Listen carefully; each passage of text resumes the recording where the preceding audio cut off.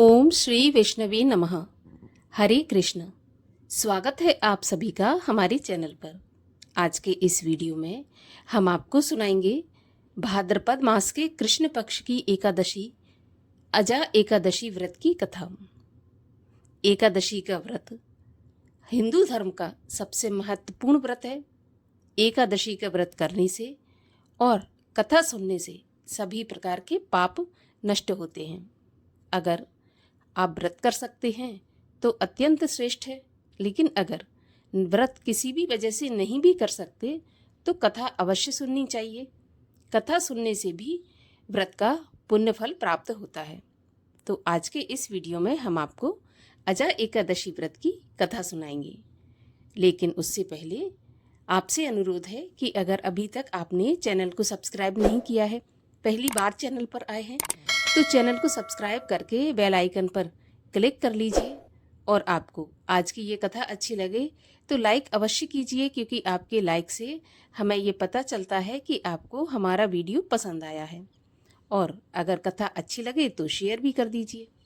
तो चलिए अब हम शुरू करते हैं अजा एकादशी व्रत की कथा।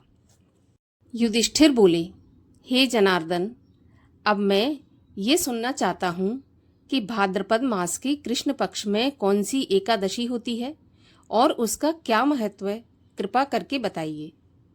तब भगवान श्री कृष्ण बोले, राजन, एक चित्त होकर सुनो। भाद्रपद मास के कृष्ण पक्ष की एकादशी का नाम अजा एकादशी है। यह सभी पापों का नाश करने वाली बताई गई है। भगवान ऋषिकेश का पूजन करके जो इसका व्रत करता है उसके सारे पाप नष्ट हो जाते हैं। पूर्व काल में हरिश्चंद्र नामक एक विख्यात चक्रवर्ती राजा हुए थे, जो कि समस्त भूमंडल के स्वामी और सत्य प्रतिज्ञ थे। एक समय किसी कर्म का फल भोग प्राप्त होने पर उन्हें राज्य से भ्रष्ट होना पड़ा। राजा ने अपनी पत्नी और पुत्र को भी बेच दिया, फिर अपने आप को भी बेच दिया। पुण्य आत्मा होते हुए भी उन्हें चांडाल की दास्ता करनी पड़ी। वे मुर्दों का कफन लिया करते थे। इतने पर भी राजा हरिश्चंद्र सत्य से विचलित नहीं हुए। इस प्रकार चांडाल की दास्ता करते हुए उनके अनेक वर्ष व्यतीत हो गए। इससे राजा को बड़ी चिंता हुई।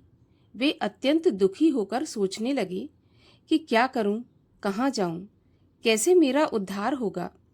इस प्रकार चिंता करते करते वे शोक के समुद्र में डूब गए। राजा को शोक आतुर जानकर महर्षि गौतम उनके पास आए और उनसे पूछने लगे। श्रेष्ठ ब्राह्मण को अपने पास आया हुआ देखकर राजा ने उनके चरणों में प्रणाम किया और दोनों हाथ जोड़ गौतम के सामने खड़े होकर अपना सारा दुखमय समाचार कह सुनाया। राजा की बात सुनकर गौतम ऋषि ने कहा, राजन, भादों के कृष्ण पक्ष में अत्यंत ही कल्याणमयी अजा नाम की एकादशी आ रही है, जो पुण्य प्रदान करने वाली है। सो तुम इसका व्रत करो, इससे पापों का अंत होगा। तुम्हारे भाग्य से आज से 7वें दिन एकादशी है। उस दिन उपवास करके रात्रि में जागरण करना। ऐसा कहकर महर्षि गौतम अंतर्ध्यान हो गए। मुनि की बात सुनकर राजा हरिश्चंद्र ने उस उत्तम व्रत का अनुष्ठान किया। उस व्रत के प्रभाव से राजा सारे दुखों से पार हो गए। उन्हें पत्नी पुनः प्राप्त हुई और पुत्र का जीवन मिल गया। आकाश में दुंदुभियां बज उठी। देवलोक से फूलों की वर्षा होने लगी। एकादशी के प्रभाव से राजा ने निष्कंटक राज्य प्राप्त किया और अंत में वे पुरजन और परिजनों के साथ स्वर्गलोक को प्राप्त हो गए। हे राजा युधिष्ठिर, जो भी मनुष्य ऐसा व्रत करते हैं वे सब पापों से मुक्त होकर स्वर्गलोक में जाते हैं। इस कथा के पढ़ने और सुनने से भी अश्वमेध यज्ञ का फल प्राप्त होता है। बोलिए एकादशी माता की जय। और आइए अब सुनते हैं राजा हरिश्चंद्र की कथा।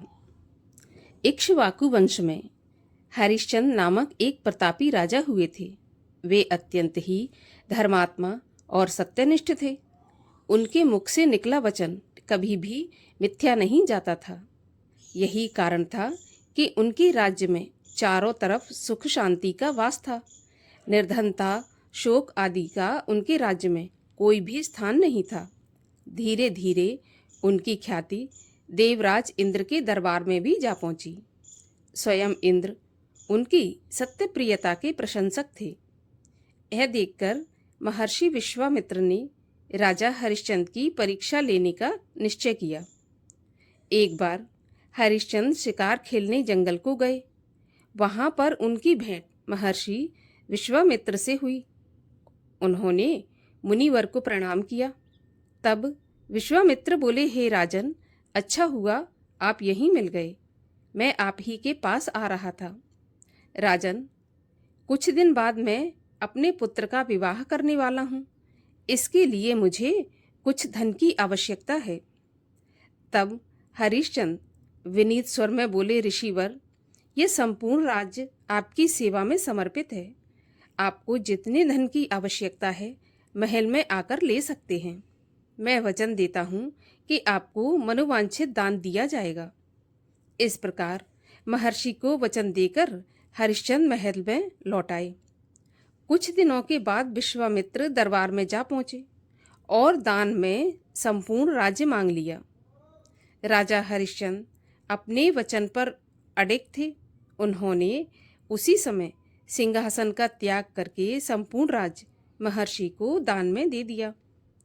दान लेते समय विश्वामित्र बोले, राजन, दिया गया दान तभी सफल होता है जब उसके साथ दक्षिणा भी दी जाए। मुझे दक्षिणा में तुम्हारे भार के बराबर सोना चाहिए। तब हरिश्चंद्र धर्म संकट में फंस गए। उन्होंने प्रार्थना की कि मुनिवर, इस समय आपको देने के लिए मेरे पास कुछ नहीं है। मुझे 1 माह का समय दें। मैं वचन देता हूँ कि आपको दक्षिणा दिए बिना चैन से नहीं बैठूंगा। तब विश्वामित्र ने उन्हें 1 महीने का समय दे दिया। वे अपनी पत्नी माधवी और पुत्र रोहित को लेकर दूसरे राज्य में आ गए। 1 महीने का समय पूर्ण होने वाला था। विश्वामित्र का ऋण चुकाने के लिए उन्होंने विवश होकर माधवी और रोहित को एक ब्राह्मण के हाथों बेच दिया। तत्पश्चात उन्होंने स्वयं को भी एक चांडाल को बेच दिया। इस प्रकार धन एकत्रित करके उन्होंने विश्वामित्र को दक्षिणा दी। चांडाल ने हरिश्चंद्र को शमशान में मुर्दे जलाने का कार्य सौंप दिया। वे निष्ठापूर्वक अपने कर्तव्य का पालन करते रहे। इधर एक दिन सर्प के काटने से रोहित की मृत्यु हो गई। पुत्र शोक से माधवी उसके अंतिम संस्कार के लिए आधी रात के समय शमशान में आई। वहां हरिश्चंद्र ने पत्नी और मृत पुत्र को पहचान लिया।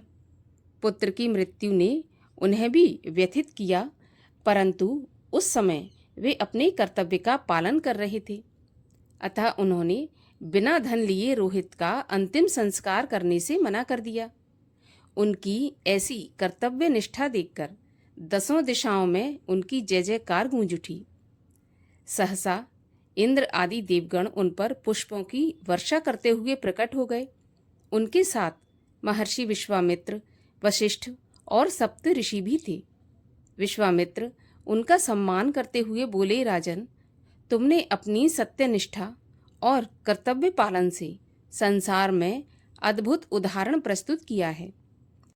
आज के बाद जगत में ऐसा कोई मनुष्य नहीं होगा जो आपके समान अपने वचन का तन मन धन से पालन कर सके। मैं आपका राज्य और पुत्र आपको वापस देता हूँ। साथ ही ये वरदान भी देता हूँ कि पृथ्वी पर संपूर्ण भोगों को भोगने के बाद आप मोक्ष प्राप्त करेंगे। तत्पश्चात महर्षि विश्वामित्र का आशीर्वाद लेकर राजा हरिश्चंद्र माधवी और रोहित के साथ अपने राज्य को लौट आए। तभी से हरिश्चंद्र संसार में सत्यवादी हरिश्चंद्र के नाम से प्रसिद्ध हुए। और आइए अब करते हैं एकादशी माता की आरती। ओम जय एकादशी माता मैया, जय एकादशी माता। विष्णु पूजा व्रत धारण कर, शक्ति मुक्ति पाता। ओम जय एकादशी माता, तेरे नाम गिनाऊं देवी, भक्ति प्रदान करनी, गण गौरव की देनी माता, शास्त्रों में बरनी। ओम जय एकादशी माता। मार्ग शीर्ष के कृष्ण पक्ष की उत्पन्ना विश्व तारिणी जन्मी, शुक्ल पक्ष में हुई मोक्षदा, मुक्तिदाता बन आई। ओम जय एकादशी माता, पौष के कृष्ण पक्ष की सफला नामक है, शुक्ल पक्ष में होए पुत्र दा, आनंद अधिक रहे। ओम जय एकादशी माता, नाम षट तिला माघ मास में कृष्ण पक्ष आवे, शुक्ल पक्ष में जया कहावे, विजय सदा पावे।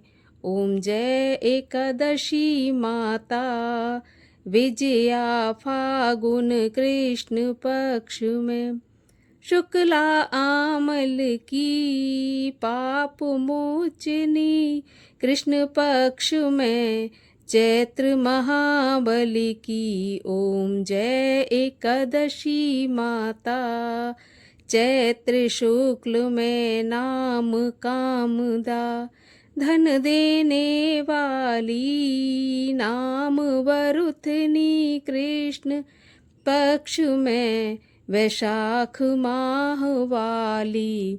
ओम जय एकादशी माता, शुक्ल पक्ष में होए मोहिनी, अपरा ज्येष्ठ कृष्ण पक्षी, नाम निर्जला सब सुख करनी, शुक्ल पक्ष रखी।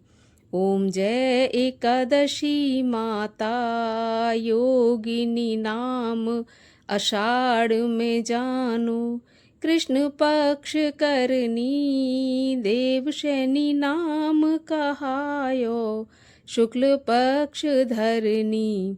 ओम जय एकादशी माता, कामिका श्रावण मास में आवे, कृष्ण पक्ष कहिए, श्रावण शुक्ला होए पुत्र दा, आनंद से रहिए।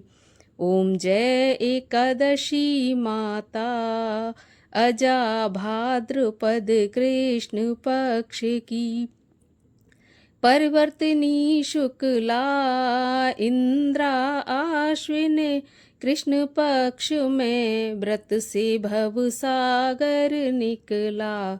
ओम जय एकादशी माता, पापांकुशा है शुक्ल पक्ष में, पाप हरन हरनी, रमा मास कार्तिक में, आवे सुखदायक भारी। ओम जय एकादशी माता, देवोत्थानी शुक्ल पक्ष की, दुख नाशक मैया, लौंद मास की करूँ मैं विनती, पार करो नैया। ओम जय एकादशी माता, शुक्ल लौंद में होए पद्मिनी, दुख दारिद्र हरनी, परमा कृष्ण पक्ष में होती, जन मंगल करनी। ओम जय एकादशी माता, जो कोई आरती एकादशी की, भक्ति सहित गावे, जन सामान्य स्वर्ग का वासा, निश्चय ही पावे।